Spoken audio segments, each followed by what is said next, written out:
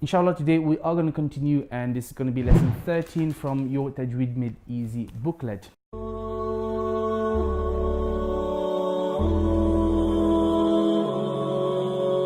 Assalamu alaikum wa rahmatullahi wa barakatuh. Welcome to HealMyTajweed, helping you read. Before we continue, give me a like and leave me a comment below, and also subscribe so you can benefit and you'll be notified for our future uploads. So also don't forget to click that bell icon. Jazakallahu khairan.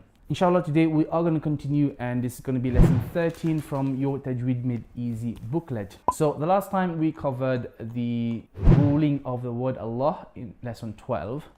Today we're going to do lesson 13, and lesson 13 is the letter Ra. When I was studying, my teacher said that the letter Ra has the most number of rules and exception of any other letter in the Tajweed, in the Arabic alphabet, and he was not kidding.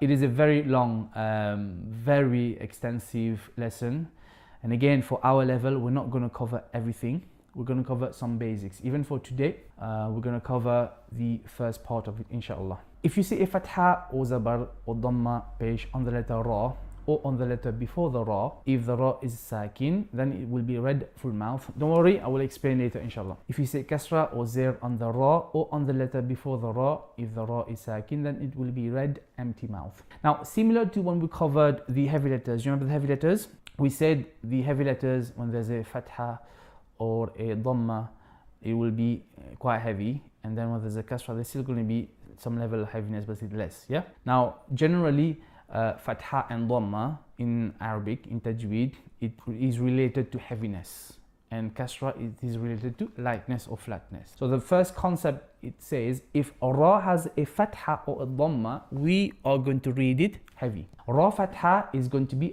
Ra. So you make your mouth round, and you drop your jaw, Ra. Okay? Not Ra. Some people say Ra, that's wrong. It's Ra. Okay? Now, some people, and I am not too sure about this, they actually keep their mouth kind of open and they go Ra. And I don't know whether it's an okay thing to do. The sound that they're making, the heaviness, and Allah knows best. But I was taught, and I prefer people actually try to make an effort, Ra. Yeah? So your mouth physically moves, and this is something which students will struggle with, especially adult students. They are not used to say Ra. You will say the Rabbuka, Rab, the ability Ra, Ra, and then when you transition, their jaw starts to hurt, and it will hurt for a while until you transition, inshallah. So, okay? So let's go. Ra, Rabbuka, Rabbuka. Rabbuka. Okay? Are we clear? Good. So on the same token, we're going to talk about when the Ra has a sukoon on it. There's also a similar rule. If the Ra has a sukoon on it, you look at the letter before the Ra, and if that letter has a fatha or a dhamma, that Ra will be read heavy. Example here, we have arsala. We have alif fatha and then Ra sukoon. So because of the fatha, the Ra here is going to be read heavy. We say arsala. Make sure you don't turn the alif heavy. Don't say arsala. No. Ra.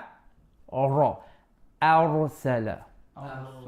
Okay? That would be wrong if you say arsala. No. Arsala. Okay? And what do we take care of? Don't take the what into heavy. Don't turn the alif. Don't say It's arsala. Okay? Clear. And then obviously the last example would be Ra with a sakin, and it has a dhamma before. Sorry, the Ra will be read heavy. We say uzkur. Uzkur. Kur. Yeah? Kur. Yeah? We don't say uzkur, kur. No. Kur. Clear? Okay. And this is a general rule. There are plenty of exceptions. It doesn't mean every time there's a fatha before or a dhamma before, it will definitely be heavy. No. Generally, there will be exceptions, which we're going to cover, inshallah, later, more advanced level. Okay? Khalas. Now, when we come to Ra with a kasra, it's going to be flat for the most part. So, Ra, kasra will be Ri. And now here is what you need to do. Look at me. Ri. Ri. Don't say ri, ri. You will see some people, they will say, for example, nari, nari, no, nari, ri, nari, flat, na, ri, rihlatu, rihlatu, again, rihlatu, rihlatu. good. Don't say rihla, yeah? You understand? Don't make that heavy movement, although many people do. Rihlatu, Rihlatu, and then ri, again, flat, rijalun, rijalun, good, and hijri, hijri, good, okay? Not hijri, don't do this. You understand? Alhamdulillah. Okay, and this is the simplest version of the letter ra, whether it has a vowel on it or it has a sukoon and then a vowel before it. Any confusion? You're with me? Alhamdulillah. Let's do some practice. So here, ra, the first word is going to be heavy because of dhamma. Tusharuna. tusharuna, Good. Next, ra is going to be heavy. Akhirati. Akhirati. akhirati, Next, nari. Ri is going to be flat. Minan nari. minan nari, Okay. Next, ra before a dhamma, which means heavy. Mursaluna. mursaluna. Now here, unfortunately, they've put a wrong word here. If what I've told you is correct, you would read this ir, flat. Unfortunately, this is an exception because the original word has a hamzatul wasl at the beginning, and we're actually meant to say ra heavy here. So for this level, ignore this right now because I will teach you there are 4 conditions for ra to be flat. If it doesn't meet those 4 conditions, it has to be read heavy. This is one of them. So this is the wrong word to use because I haven't completely explained it, okay? So we skip that. Next, the last one, ra is going to be heavy. Ma-ra, ma-ra-qadina. No. Don't say more. No, not more. Ma, flat. The meme is flat. Remember our heavy letters. Meme is not a heavy letter. Ma-ra, ma-ra-qadina. marqadina. Okay? Are we clear? Alhamdulillah. Any question? Very simple, yeah?